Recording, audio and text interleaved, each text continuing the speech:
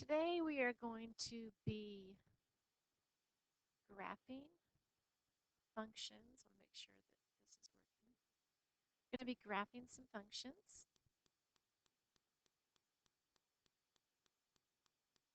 There we go. We're going to be graphing both linear functions, quadratic functions, and then on the assignment that you're doing, you're also going to be graphing an absolute value function.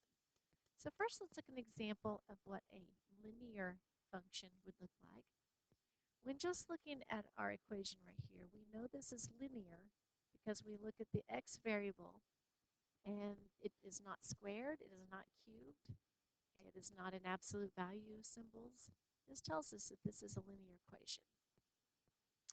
If you remember back a few lessons when we were solving for a variable, this is one of those instances when we can use that because our goal here is to create some ordered pairs, our x and y's. So once we have 4 or 5 ordered pairs, we can graph this function on the graph.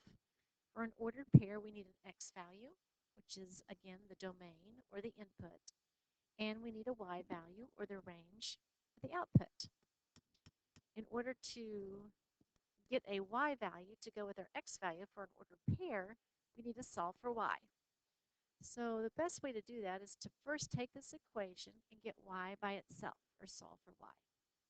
To do that, first we're going to move the negative x to the other side of the equation. We do that by adding x on both sides. Basically, when you move something from one side of the equation to the other, it changes its sign. So that leaves us 2y equals, I'm going to go ahead and scoot the 6 over and put the x in front of it because in slope-intercept form, this is the way we write it. We still don't have y by itself because y is being multiplied by 2. So now if we divide both sides, all 3 parts by 2, we will have y equals, right here we have that invisible 1 in front of the x. So that is the same thing as 1/2 times x plus 6 divided by 2, which is 3. So here's the equation that we are using to solve for y so that we can create some ordered pairs. 1/2 of x plus 3. Sometimes when I'm doing this, I go ahead and just fill in my t-chart here. Each time I'm going to be multiplying the x value by 1/2, or taking half of it, and then adding 3. When we're plugging in a number, we always plug it into parentheses, and that's going to make a difference when we're doing quadratic functions and we have to square them. But for now, we're going to think, what is 1/2 of -4, or what's -4 divided by 2? That is -2, plus a positive 3 is 1. What is 1/2 of -2, or -2 divided by 2 would be a -1, plus 3 would be a positive 2. 1/2 of 0 is 0, plus 3 is 3. 1/2 of 2 is 1, plus 3 is 4. So when we do this, we have now created 4 ordered pairs that we can graph on the graph, and this is a linear function, so they should make a straight line. So when we graph this, our first point was -4, 1. Then we had -2, 2, 0, 3, and 2, 4. And of course, that creates a straight line. We draw a line across it with arrows. So that's graphing a quadratic function, or a linear function, I'm sorry. Here's another example of a linear function. We would do exactly the same thing. Here's the equation. We want to get y by itself. We want to solve for y in order to create our ordered pairs that we need.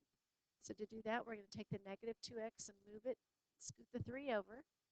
When we do that, we get y equals 2x plus 3. So that's going to be the equation that we use. So when we plug in the numbers, we're going to plug them into parentheses. So and 2 times a -3 is -6. Plus 3 is a -3. So our first order pair is -3, 3, -3, -3. And we plug in -1, and it would be -2 plus 3, which is 1. We plug in our 0, it would be 0 plus 3, which is 3. We plug in our 2, and it would be 4 plus 3, which is 7. We have created our 4-order pairs, negative 3, 3, negative 3, negative 3. I'm having a hard time saying that. Negative 1, positive 1, 0, 3, and 2, 7. And again, we have a linear function. This one is on your notes, and this is our first example of a quadratic function. We know it is quadratic because the x variable is squared. When it is squared, it is going to be a quadratic function. You know how a quadratic function graphs.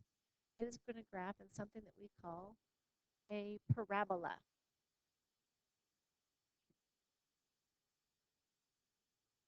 This is a parabola, and this is what a quadratic function will look like.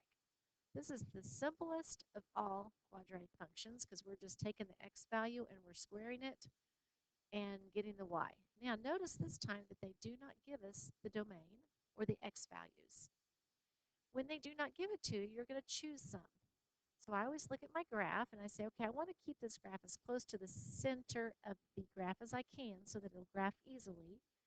The higher the numbers I choose, the less likelihood that they're going to be on the graph. So what we like to do is choose about 5 numbers. So we usually pick the domain right here in the center. So we usually pick the domain as negative 2, negative 1, 0, 1, and 2 so that we can hopefully have this graph easily on the graph. So when we do that, our first one would simply be negative 2 squared. Now, when you plug in a number to a variable, right here we're plugging in negative 2 to the variable x. You always put it in parentheses. Let's back up for just a moment to remind you that this and this do not say the same things, nor do they evaluate the same way. On this side, we have negative 2 in parentheses. So that means you're taking negative 2 squared, or negative 2 times negative 2, which is a positive 4. On this side over here, because there are not parentheses, the exponent only applies to what's immediately in front of it. So this actually says the opposite of 2 times 2, which when you evaluate that, that becomes a negative 4. They do not get the same result. So it's important to remember that when you plug in numbers, you always put it in parentheses because that's going to change the way it evaluates. So this would mean the same thing as negative 2 times negative 2, which of course is a positive 4. If we plug in a negative 1, that would be a negative 1 times a negative 1, which is a positive 1. If we plug in 0, 0 squared is 0. We plug in 1, 1 squared is 1, and we plug in 2, and 2 squared is 4. When we graph this, these 5 points, we will notice that we have created a parabola. So when you draw your parabola, we usually just kind of curve it up with our arrow. And this bottom part should have a gentle curve on it. I should have gone ahead and hit that bottom one right there. So that is what a quadratic function is going to like. Remember, always when you're plugging it in, make sure you put it in parentheses. If you were to have a longer equation, such as y equals x squared plus 3, and you plugged in a negative 2, make sure you always evaluate this first and then add your 3. Remember your order of operations, in other words. Remember your PEMDAS. Those are the examples. Here's another example of a quadratic function.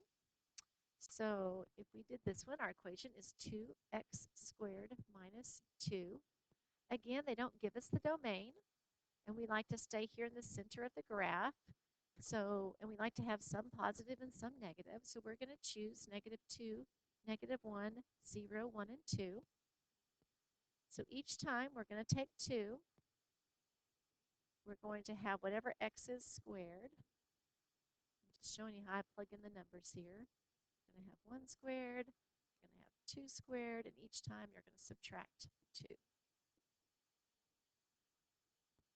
When you evaluate this, remember PEMDAS, parentheses first and then exponents. You're always going to do this first Negative 2 times negative 2 is a positive 4. Then we multiply the 2 times the 4, which is 8. But then we subtract 2. That leaves us with 6.